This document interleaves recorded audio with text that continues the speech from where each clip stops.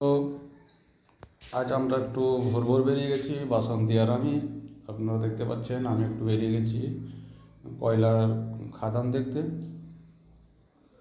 তাই একটু কুয়াশার মধ্যে দিয়ে আমাদেরকে যেতে হচ্ছে, যদিও কুয়াশাটা খুব ঘন নয়। চলো, আমরা প্রায় পৌঁছে গেছি। এরপরে আপনারা দেখতে পাচ্ছেন খুব কষ্টের মধ্যে দিয়ে খাদান দেখার জন্য যেতে হচ্ছে। খুব বড় বড় রাস্তা তো নেই বললে হবে, পাথর ভর্তি চারিদিকে।